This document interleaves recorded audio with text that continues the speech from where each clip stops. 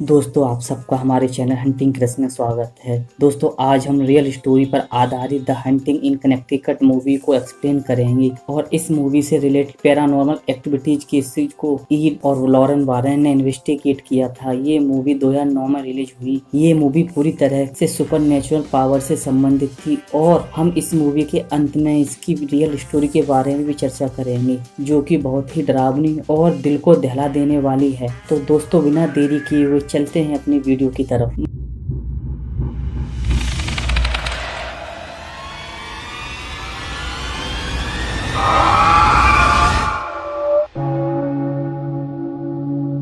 Movie की शुरुआत में हम एक परिवार की फोटोज को देखते हैं, जिनके बीच में हमें सर्जरी करता हुआ एक हाथ भी दिखाया जाता है और अंत में हमें उन्हीं फैमिली की फ्यूनरल वाली फोटो भी दिखाई जाती है। ये मूवी के आगे के सीन में हम सारा नाम की एक लेडी को देखते हैं जो अपने लाइफ की स्टोरी को बता रही थी। अब हमें मूवी में 19 जून 1887 का समय दिखाया जाता है, जहाँ एक महिला कार में अपने बेटे को लेकर कनेक्टिकट शहर से अपने घर की तरफ जा रही थी, क्योंकि कनेक्टिकट शहर के एक हॉस्पिटल में उसके बेटे का इलाज चल रहा था। उसके बेटे का नाम मैट था और वह कैंसर से पीड़ित था। इसके बाद वो अपने घर पहुंच जाती है, जहां सारा का हस्बैंड पीटर को काम करते हुए दिखाया जाता है। वो पीटर से कनेक्टिकट शहर के पास से ही घर लेने को कहती है, क्योंकि हॉस्पिटल सारा के घर से काफी दूर था और उसे रोजाना हॉस्पिटल आने जाने में परेशानी का सामना करना पड़ता था। अगले सीन में सारा को हम एक घर को एक्सप्लोर करते हुए देखते हैं। उस घर का मालिक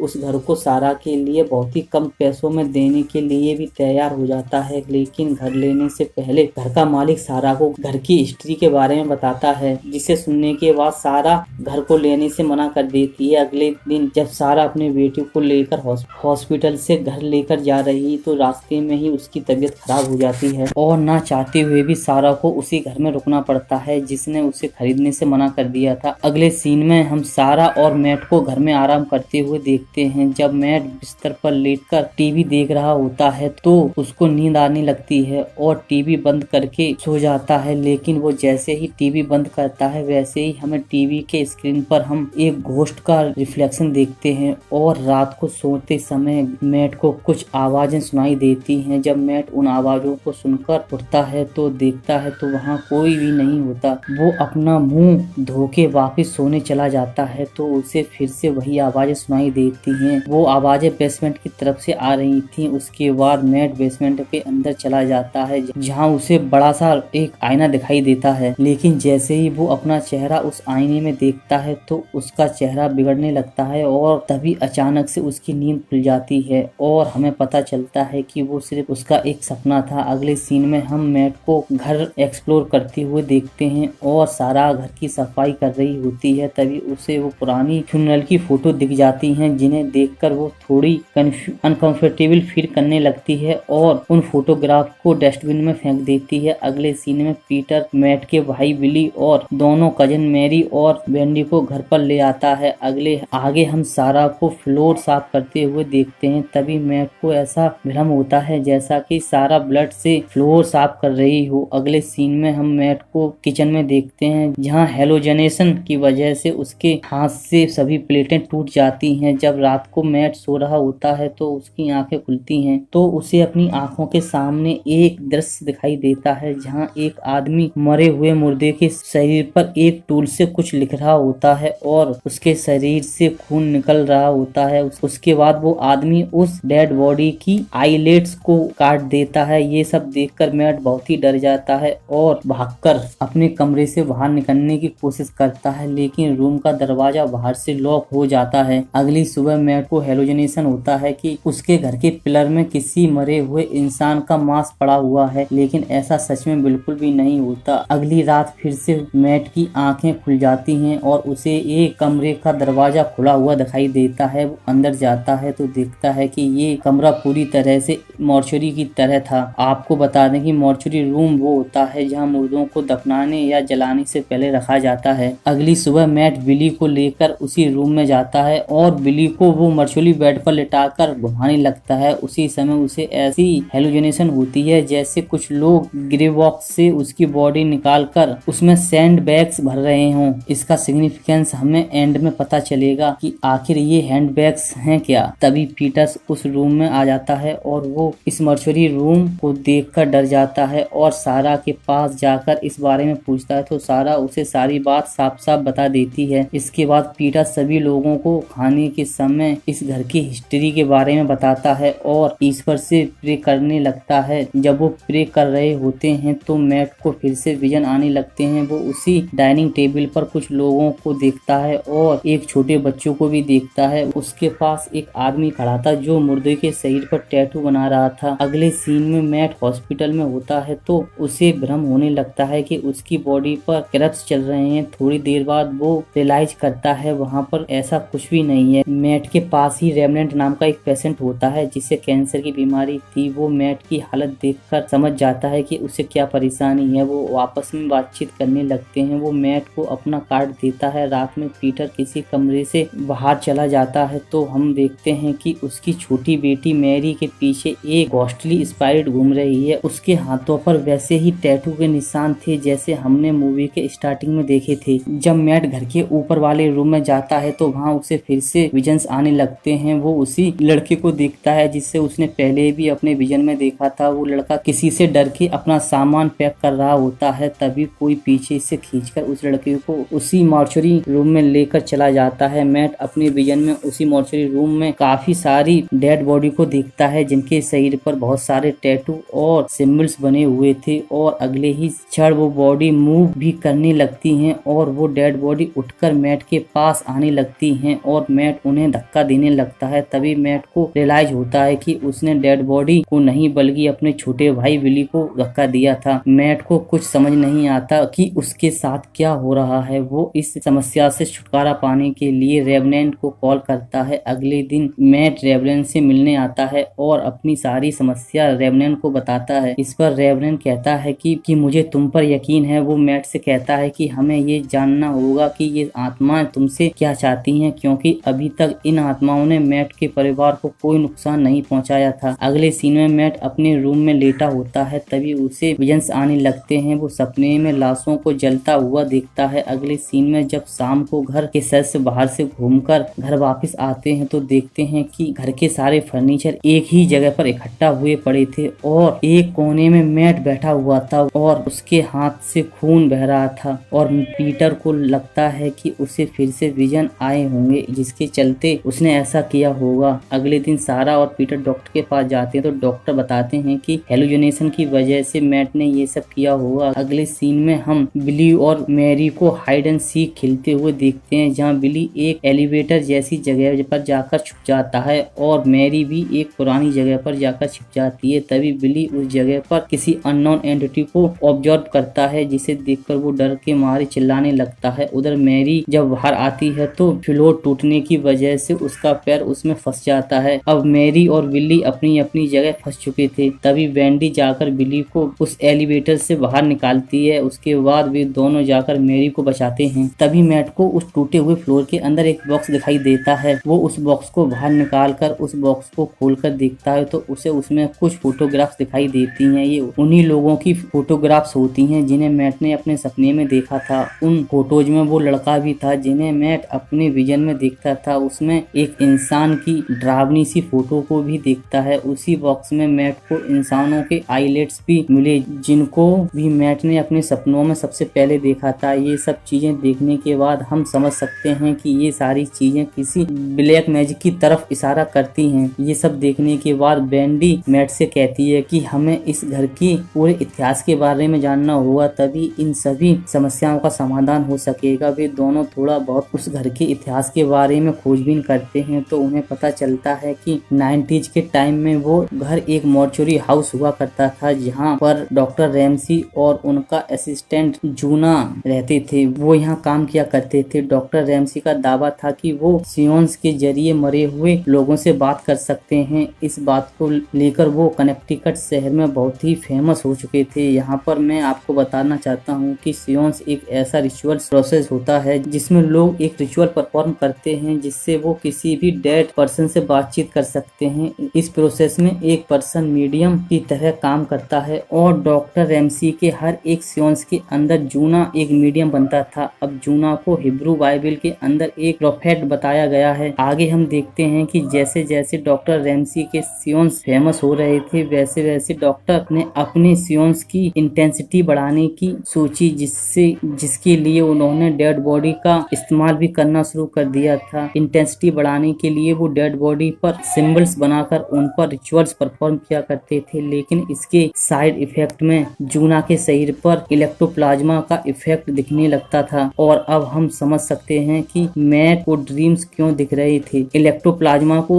आसान भाषा में किसी स्पिरिट की एनर्जी कह सकते हैं और उस स्पिरिट की एनर्जी को हमारी दुनिया से कम्युनिकेट करने के लिए एक मीडियम की आवश्यकता होती है। वो यहाँ पर जोना ही बना करता था। तभी मैट को पता चलता है कि रिचुअल्स के दौरान डॉक्टर रैमसी के साथ उनके 5 और मेंबर मारे गए थे और जूना वहाँ से गायब हो गया था। जब कनेक्टिकट की गवर्नमेंट वहाँ सड़क बनाने वाली थी तभी उन्हें वहाँ की ग्रेव्स की लोकेशन बता दी गई, लेकिन वहाँ 100 से भी ज्यादा ग्रेव्स के अंदर इंसान की लाशों के बदले सैंड बॉक्स रखे हुए थे, जिसे मैट ने मूवी की शुरुआत में देखा था। और ये काम किसी और ने नहीं बल्कि डॉक्टर रैमसी ने ही अपने रिसर्च के लिए किया था। वो ग्रेव्स के अंदर रखे मुर्दों को बाहर निकालकर उन पर काला जादू परफॉर्म किया करता था और उनके अंदर सैंड बॉक्स को रख दिया करता था, जिससे किसी को भी शक नहीं हो। इन सब का पता चलने पर मैट रेमनेंट को कॉल करके उसकी मदद मांगता है। वो बताता है कि डॉक्टर रैमसी ने काला जादू करने के लिए और उन डेड बॉडीज की आईलेट्स काट ली थी और मैजिक परफॉर्म करता था। वो डेड बॉडी के पूरे शरीर पर सिंबल्स बना देता था जिससे स्पिरिट को कंट्रोल किया जा सके। डॉक्टर रैमसी स्पिरिट से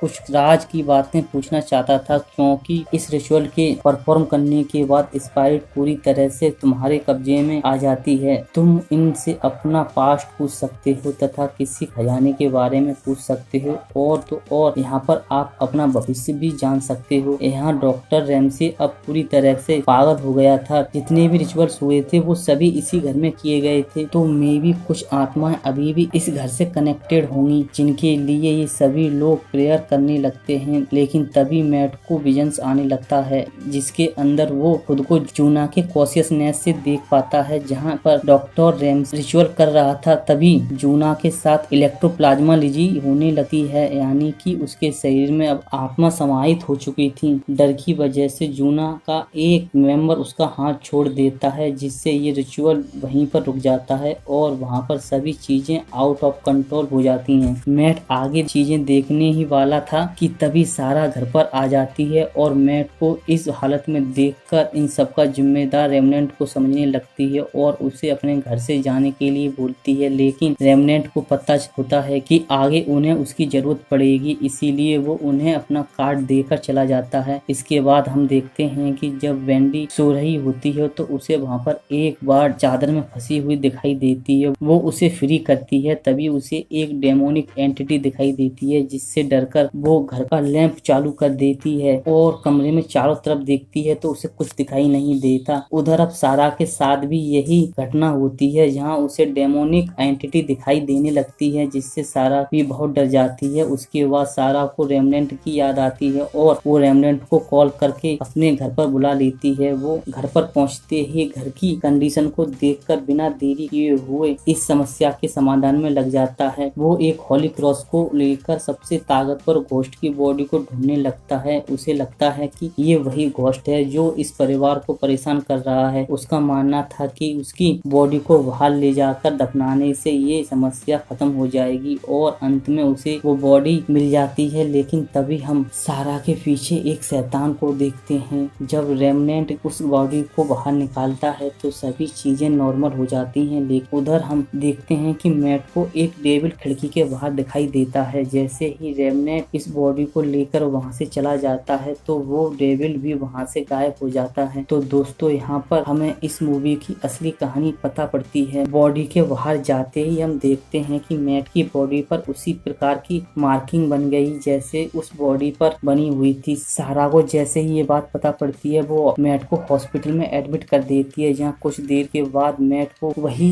वर्ड फेस डीमन दिखता है। यहीं पर हमें पता चलता है कि ये कोई और नहीं बल्कि जूना की आत्मा है और उस दिन जूना भी मारा गया था। यहाँ मूवी के स्टार्टिंग से ही जूना की स्पाइरिट मैट को कुछ बताना चाहती थी। उधर रेमनेंट को अपनी कार के अंदर जूना की आत्मा दिखाई देती है, जिससे डर के रेमनेंट का एक्सीडेंट होते होते बचता है और रेमनेंट को भी वही सपने आते हैं जो मैट को आ रहे थे। वो भी साफ साफ देख रहा था कि जूना के साथ पास्ट में क्या क्या हुआ। जूना उसे बताता है कि जब इलेक्ट्रोप्लाज्मा की वजह से जूना का हाथ छूट गया था तो उसे छोड़कर वहाँ सभी लोग मर चुके थे। जूना डरते हुए वहाँ से भागता है, लेकिन वहाँ के पायरेट ने जूना बाहर जाने नहीं दिया और वहीं पर जला दिया। असल में जूना की स्पाइट परिवार के सभी लोगों को उन शैतानी स्पाइट से बचा रही थी, लेकिन जूना की बॉडी के बाहर आते ही अब उन्हें बचाने वाला कोई नहीं है। यही कारण है कि मैट के परिवार पर स्टार्टिंग से कोई भी अटैक नहीं हुआ। आत्माएं उन्हें दिख रही थी, लेकिन वो उन्हें छू नहीं पा रही थी क्योंकि जूना की आत्मा उनकी रक्षा कर रही थी। उधर रेमनेंट ये सुनते ही कार का दरवाजा खोल देता है, जिससे जूना की बॉडी में जो रेमेंस होते हैं वो हवा में उड़ने लगते हैं और जूना की आत्मा सीधा जाकर मैट के शरीर में घुस जाती है और वो मैट को पसेस्ट कर लेता है। उधर घर के अंदर बहुत सारी चीजें आउट ऑफ कंट्रोल हो जाती हैं और घर का सारा खाना सड़ चुका होता है और बेडी पर एक स्पाइट हमला भी कर देती है और अब पूरा घर धीरे धीरे डेविल्स कंट्रोल में आने लगता है। तभी हमें बताया जाता है कि डॉक्टर रैमसी डेविल को घर के अंदर बांध कर रखना चाहता था, लेकिन रिचुअल अधूरा रह जाने की वजह से इसका उल्टा हो गया। अब पूरे घर पर डेविल का कब्जा था। उधर पूरे घर पर वही सिंबल्स बन जाते हैं और वो आत्माएं अब बदला लेना चाहती थी। उधर रेमनेंट मैट को कॉल करके बताता है। उधर मैट भी हॉस्पिटल से भागकर घर आता है और साथ में एक कुल्हाड़ी भी लेकर आता है। उसे देखकर घर वालों को पता चल जाता है कि मैट पसेट हो चुका है। वो घर के अंदर जाकर घर वालों को बाहर निकाल कर अंदर से घर को लॉक कर देता है और घर की दीवारों को तोड़ने लगता है और वहाँ पर दफन सभी डेड बॉडी को बाहर निकाल कर, जो काफी समय से यहाँ दफन थी, वो अब इन डेड बॉडी को जला देता है। उधर यहाँ पर तब तक पीटर और रेमनेंट भी आ जाते हैं और वो आग बुझाने में मदद करते हैं। उधर की सारी स्पाइरिट जलने की वजह से फ्री होने लगती हैं, मगर वो अपने साथ मैट को भी ले जाना चाहती थी। तभी सारा वहाँ आकर बेहोश पड़े मैट की बॉडी को सेव करने लगती है और फायर फाइटर की सहायता से मैट को घर से बाहर निकाल लाती है। तभी पहले तो लगता था कि मैट नहीं रहा, लेकिन तभी जूना की स्पाइरिट मैट को गाइड करती है और रियल वर्ल्ड में लेकर आ जाती है और इस बार जूना उसे किसी जले हुए डीमन की तरह नहीं दिख रहा था, बल्कि एक नॉर्मल व्यक्ति की तरह दिखाई दे रहा था, जिसके कुछ देर बाद मैट को होश आ जाता है और उसका कैंसर भी खत्म हो चुका था। यानी कि जूना ने जाते जाते उसे एक गिफ्ट भी दे दिया। अब हम रेमनेंट को जूना के साथ देखते हैं, लेकिन अब मैट को जूना नहीं दिखाई देता है क्योंकि अब इसकी आत्मा यहाँ से आजाद हो चुकी थी और यहीं पर मूवी का दी एंड हो जाता है। अब बात करते हैं मूवी के सबसे पहले वाले स्टेटमेंट के बारे में, यानी कि वहाँ पर फोटो सर्जरी और कटिंग टूल्स थे। इसके लिए हम आपको बता देते हैं कि ये जो जगह थी वो पहले एक मॉर्चरी थी। तो यहाँ पर काफी सारी वो वाली फोटो हैं और यहाँ उन लोगों की फोटो भी थी जो यहाँ रिचुअल वगैरह करने आया करते थे। बात करें अगर सर्जरी के बारे में तो ये डॉक्टर था जो डेड बॉडी के ऊपर ब्लैक मैजिक करता था। तो उम्मीद करता हूँ कि आपको इस मूवी की कहानी पसंद आई होगी। अगर बात करें इस मूवी की रियल स्टोरी के बारे में तो ये कहानी स्नाइडर परिवार की है, जिन्होंने 1986 में एक पुराने घर को किराए पर रहने के लिए लिया था। इनके नाम होते हैं एलन और कार्मेन। इनके साथ इनकी एक बेटी और 3 जवान बेटे भी थे। उन्हें जल्द ही इस घर की इतिहास के बारे में पता चल जाता है। इनका बड़ा बेटा यहाँ पर पैरानॉर्मल एक्टिविटीज को फील करने लगता है और बाद में भूत वगैरह परिवार के बाकी लोगों को भी दिखने लगते हैं और घर की हालत धीरे धीरे खराब होने लगती है। अब कार्मेन और सभी बच्चों का कहना था था कि भूतों और शैतानों ने उन सभी को असॉल्ट किया है। कारमेन का तो यहाँ तक कहना था कि जब वो किचन में बर्तन धो रही थी तो अचानक किचन के नल से पानी की जगह खून निकलने लगता है और आसपास से सड़े हुए मांस की बदबू आने लगती है। उसके बाद परिवार कांटेक्ट करता है दुनिया के सबसे बड़े पैरानॉर्मल एक्सपर्ट ईड और लॉरेन वारेन से, जिन्होंने ये क्लेम किया था कि ये घर पूरी तरह से शैतानी शक्तियों से भरा हुआ है। उन्होंने अपनी नेशनल डॉग शोज और डिस्कवरी चैनल पर काफी बार बता रखी है। तो दोस्तों ये थी the hunting in Connecticut movie की रियल कहानी, जिसके आधार पर ये मूवी बनाई गई। उम्मीद करता हूँ ये कहानी आपको पसंद आएगी। तो मिलते हैं अपने अगले वीडियो में, तब तक के लिए धन्यवाद।